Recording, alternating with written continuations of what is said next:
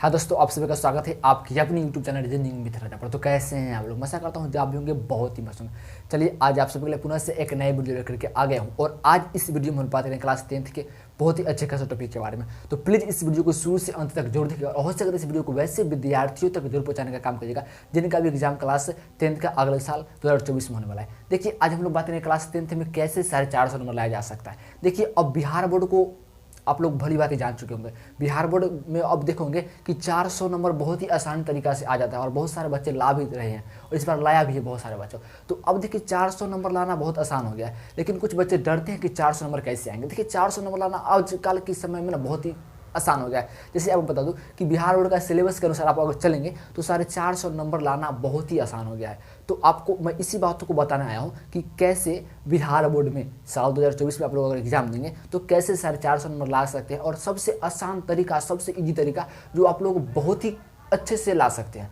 चलिए क्वेश्चन इधर बात करते हुए टॉपिक पर। देखिए आज हम लोग कुछ बात करें कि बिहार बोर्ड में जो 2024 का एग्जाम होने वाला है उसमें 450 नंबर कैसे लाया जा सकता है। और सब 450 नंबर लाने का सबसे आसान तरीका यही हो सकता है कि आपको पहले सिलेबस के बारे में कुछ जानकारी हो और सिलेबस के बारे में साथ साथ आपको पैटर्न के बारे में कुछ जानकारी हो। तो मैं बता दूँ थोड़ा सा पैटर्न के बारे में और थोड़ा सा सिलेबस के बारे में। देखिए कि बिहार बोर्ड का जो अभी का सिचुएशन जो चल रहा है उसमें बिहार बोर्ड क्या कर रहा है कि 50% ऑब्जेक्टिव और 50% सब्जेक्टिव की ओर अभी बिहार बोर्ड चल रही है।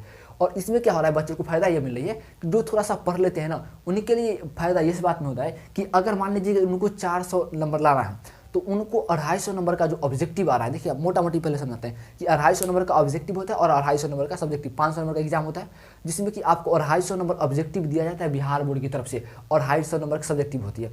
उसमें भी क्या होता है, सब्जेक्टिव को हम लोग अभी छोड़ते हैं, ऑब्जेक्टिव की ओर बढ़ते हैं। देखिए मानिए कि अगर आप हिंदी का एग्जाम दे रहे हैं 100 नंबर का होता है, उसमें 50 ऑब्जेक्टिव आपको क्या होता है कि टिक लगाना पड़ता है जिसमें कि आपको 100 क्वेश्चन आपको मिल लेते हैं जिसमें कि 50 को लगाना पड़ता है।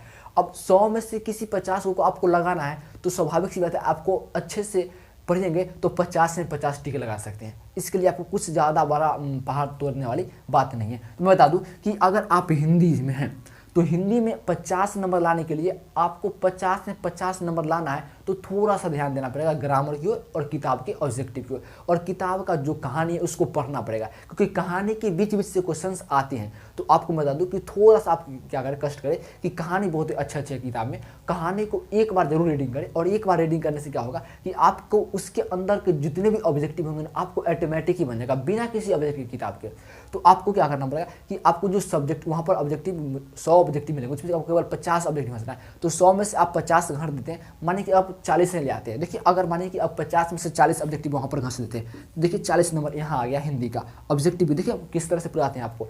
और आता है गणित के बारे में। देखिए मैथ में क्या होता है कि मैथ में आप अगर अच्छे स्टूडेंट होंगे तो 45 नंबर तो जरूर ला सकते हैं। देखिए बहुत ही आसान तरीका से बता दो, 45 नंबर आप जरूर ला सकते हैं। 45 नंबर यहाँ आप ला सकते हैं। उसके बाद क्या होता है कि आप आज संस्कृत में क्या होता है कि 50 नंबर का फिर 50 ऑब्जेक्टिव नंबर का मिलेगा उसमें 50 में आप फिर 40 या 45 ला सकते हैं। मानते हैं 40 नंबर आप लाते हैं, 40 नंबर लाते हैं ऑब्जेक्टिव में।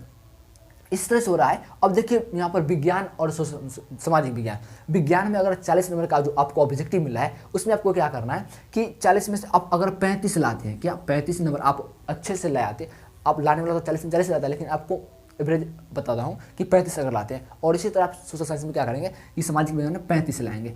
अब आप क्या करेंगे कि देखिए जोड़ करके आपको देखिए कितना नंबर आ रहा है तो आपको पता ही होगा। यहाँ पर देखिए कि देखिए 5 5 10, देखिए आप 5 15 यहाँ पर 15 5 हाथ में हो जाएगा। और इसी तरह से आपको अगर जो 12 हो जाएगा, आप 12 या 6 कितना 18 1 19। अब देखिए 195 इसी तरह आ जाता है ऑटोमेटिक। 200 नंबर आप ला सकते हैं, 200 नंबर ला सकते हैं आप। अगर 45 यहाँ भी 40 नंबर 5 नंबर बढ़ा दें, इसमें से कहीं और 5 नंबर बढ़ा दें तो आपको 200 नंबर इस आसानी तरीका से आ सकता है। ऑब्जेक्टिव में अगर आप 200 नंबर लाते हैं तो देखिए कि 200 नंबर कितना आसान तरीका से आएगा और नॉर्मल विद्यार्थी 200 नंबर ला सकते हैं ऑब्जेक्टिव में यहाँ पर।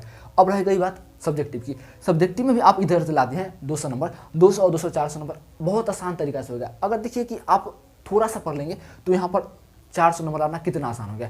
तो आपको बस इतना ही ध्यान देना है कि एग्जाम में किस तरह से एग्जाम में लिखना है और किस तरह से ऑब्जेक्टिव को डील करना है। देखिए हम ऑब्जेक्टिव लेकर के आ रहे हैं आपको इस चैनल पे और मैं सभी सब्जेक्ट का ऑब्जेक्टिव आपको पूरा एकदम सब्जेक्ट का चैप्टर बाय चैप्टर मैं ऑब्जेक्टिव इस चैनल पर अपलोड कर चुका हूँ। तो आपको क्या करना है कि जाकर के इस चैनल का पूरा ऑब्जेक्टिव को अच्छे तरीक़ा से रट लेना है, अच्छे तरीक़ा से समझ लेना है, और आपको एक भी ऑब्जेक्टिव गलत नहीं होगा एग्जाम में। अगर आप चाहते हैं कि आपके एग्जाम में एक भी ऑब्जेक्टिव गलत ना हो, तो आपको क्या करना पड़ेगा, सारा ऑब्जेक्टिव जाकर के अच्छे तरीक़े से लिख ले। तरीक़े से आप लोग अगर ऑब्जेक्टिव अच्छे तरीक़े से आप रट लेते हैं और याद कर लेते हैं, तो आपको क्या होगा कि इस तरह से अगर आप 195, 200, 205 नंबर अगर लाते हैं आप ऑब्जेक्टिव में, तो आपको सब्जेक्टिव बहुत आसान लगेगा। क्यों कि अगर मान लो कि आप मोटा मोटी मान लेते हैं हम लोग कि आप 200 ऑब्जेक्टिव सही कर लेते हैं, मतलब ऑब्जेक्टिव में आप 200 नंबर ले आते हैं।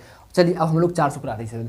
अब इस तरह से आप क्या करते हैं कि 200 नंबर सब्जेक्टिव में भी आ सकता है। मैं बात कि 200 से ज़्यादा आ सकता है, 205, 210 तक आप ला सकते हैं सब्जेक्टिव में, क्योंकि 250 नंबर का सब्जेक्ट रहेगा, जिसमें कि आप नहीं हो तो मैं मानता हूँ कि 220 या 210 नंबर ला सकते हैं आराम से, आसान तरीका से, इसी पैटर्न के अनुसार रहेगा। तो 205 अगर लाते हैं, चाहे 210, देखिए कि 410 तो आपको यहीं पर आपको आसानी से मिल रहा है, बहुत आसान से, बिना कुछ एफर्ट लगाए हुए। अगर आप रेगुलर 1 घंटा रेगुलर बेसिस पर इस सिलेबस के अनुसार आप पढ़ाएंगे ऑब्जेक्टिव और सब्जेक्टिव दोनों को अच्छे तरीक़ा से। और रही गई बात आपकी प्रैक्टिकल, देखिए मैं तो प्रैक्टिकल जोड़ा ही नहीं था।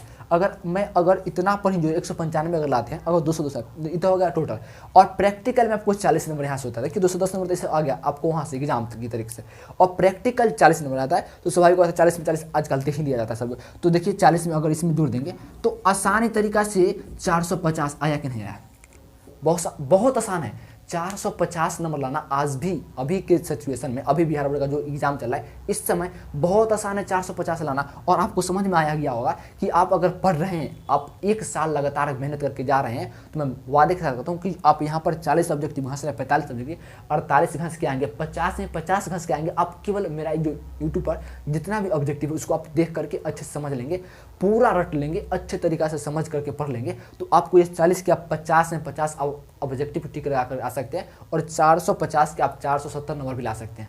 अब अभी देख रहे होंगे कि बिहार बोर्ड में 400 का भरमार पड़ा हुआ है, तो आपको इस जो चीज़, इस जो आपकी मौका है, इसका मौका का फ़ायदा आपको जरूर उठाना चाहिए, और इस बातों को आपको समझना चाहिए कि अभी आपको अच्छे से पढ़ने का समय है।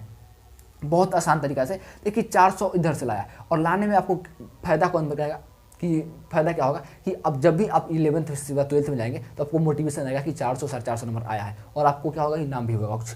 देखिए इधर हो गया ऑब्जेक्टिव की बात। सब्जेक्टिव में मैं बता दूंगा कि सब्जेक्टिव भी इसी तरह का ही होते हैं, सब सब्जेक्ट का अलग अलग सब्जेक्टिव पूछा जाता है। अगर मैं बता दूं कि सोशल साइंस के बारे में, तो सोशल साइंस में अगर चारों किताब पढ़ेंगे, उसमें से कि बहुत आसान तरीका से लघु उत्तरीय और दीर्घ उत्तरीय, आप अगर 4 को क्वेश्चन दीर्घ उत्तरीय, उसमें से आपको 2 लघु उत्तरीय बनाना है, मतलब कि क्वेश्चन सब्जेक्टिव में भी आपको बहुत ज़्यादा छूट मिल रहा है। अगर आपके पास 15 को लघु उत्तरीय क्वेश्चन बनाना है, तो आपको 30 क्वेश्चन मिलेंगे लघु उत्तरीय का, तब जाकर के आपको किसी 30 में से 15 को बनाना है।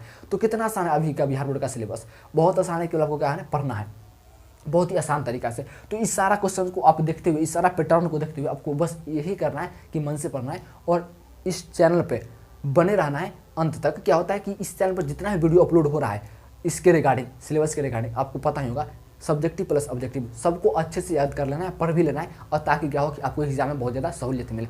तो हम लोग क्या करेंगे कि ज़्यादा कुछ बात ना करते हुए अगले दिन हम लोग आएंगे, तो कुछ अच्छे खासे टॉपिक लेकर आएंगे और हम लोग को बताएंगे। और अभी बता दूँ कि इस पर अपलोड हो चुकी वीडियो ऑब्जेक्टिव का, तो आप लोग जाकर के जियोग्राफी का देख सकते हैं आप लोग वीडियो। तो इस सारे कुछ को मैं बताया हूँ, अगले दिन कुछ लेकर के आएंगे जो कि मैथ के रिगार्डिंग होगा। मैं अगले जो वीडियो में लगाऊंगा मैथ के बारे में बताऊँगा कि मैथ में मैक्सिमम 100 में 100 नंबर कैसे लाया जा सकता है, अच्छे से मैं बताऊँगा, और पार्ट बाय पार्ट करके बताऊँगा कि किस चैप्टर से क्या क्या क्वेश्चंस आते हैं और आप किस तरह से बना सकते हैं इसको। तब क्या करेंगे हम लोग, क्या करते हैं कि अब लोग इसको आप समझिए, अब अपने पढ़ाई पर ध्यान दीजिए, और हम लोग तब तक के लिए जय हिंद जय भारत, मिलते हैं अगले वीडियो में।